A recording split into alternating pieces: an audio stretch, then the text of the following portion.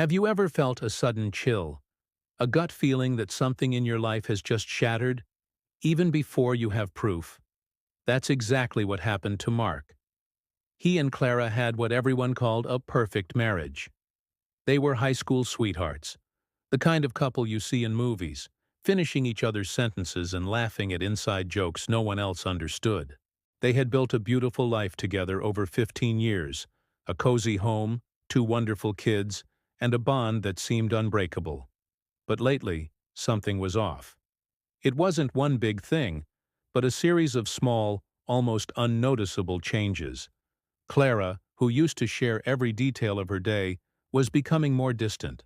Her phone, once left casually on the kitchen counter, was now always with her, screen down or tucked away in her purse. When Mark would walk into the room while she was texting, she'd quickly lock the screen, a flicker of something he couldn't quite name in her eyes. He tried to dismiss it, telling himself it was just stress from her new promotion at work. He trusted her completely and utterly. Why wouldn't he?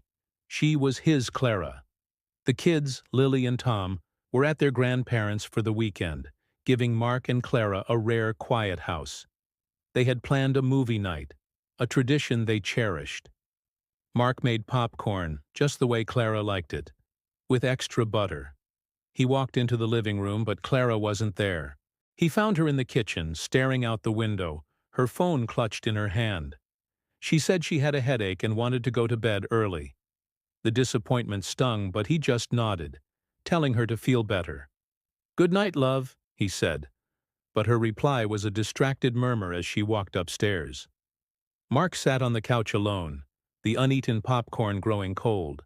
The silence of the house was deafening, amplifying the doubts that had been whispering in his mind for weeks. He tried to watch the movie, but his focus was gone. He replayed the recent moments of distance, the guarded behavior, the quick, secretive smiles at her phone. Each memory was another piece of a puzzle he didn't want to solve. He told himself he was being paranoid, that he was letting his imagination run wild.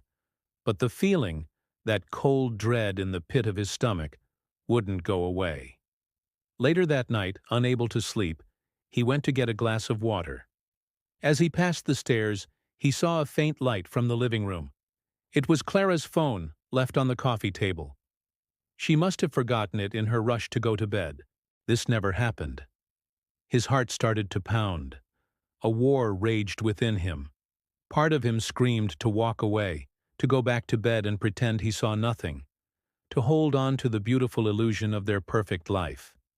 But another part, a desperate, wounded part, needed to know. Was he crazy? Or was his world really about to fall apart? His hand trembled as he reached for the phone.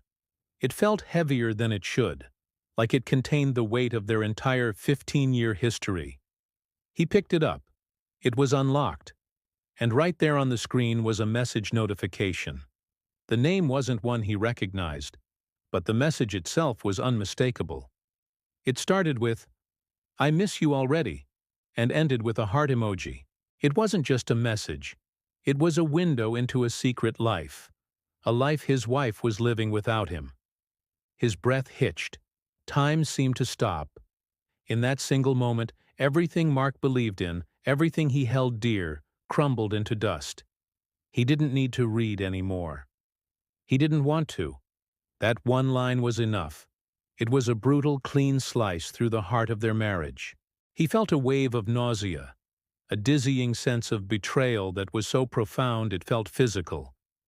He sank onto the couch, the phone falling from his numb fingers. He didn't feel anger, not yet. Just a vast, empty coldness.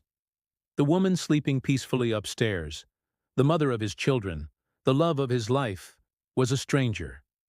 And he was completely, utterly alone. He sat there in the dark for what felt like an eternity, just staring into the void. The memories of their life together flashed through his mind, but they were tainted now, colored by this new, horrible truth. Their wedding day, the birth of their children, their laughter, their promises. It all felt like a lie. Had any of it been real? He walked back upstairs, moving like a ghost through the home that no longer felt like his own.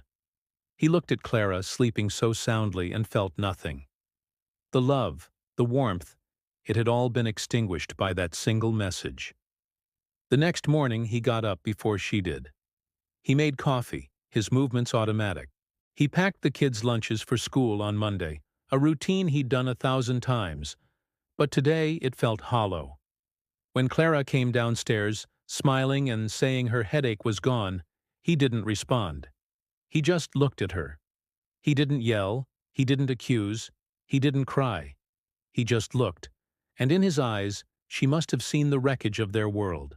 Her smile faltered. "Mark, is everything okay?" she asked, her voice laced with a sudden unease. Mark just sipped his coffee. His silence was his answer. It was a silence that was louder than any shout, more damning than any accusation. It was the sound of a heart breaking, the sound of a future being erased. In that quiet kitchen, Clara knew that he knew. His silence said it all. He didn't have to utter a single word for her to understand that the man who had adored her for half his life was gone, replaced by a quiet stranger who now saw her for who she truly was. Their perfect marriage was over, not with a bang, but with the deafening quiet of a broken trust.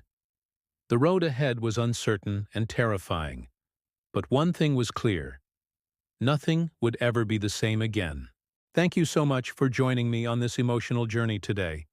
If this story resonated with you, please hit that like button and consider subscribing to the channel for more content that explores the complexities of life and relationships. We'd love to have you as part of our community. Until next time, take care.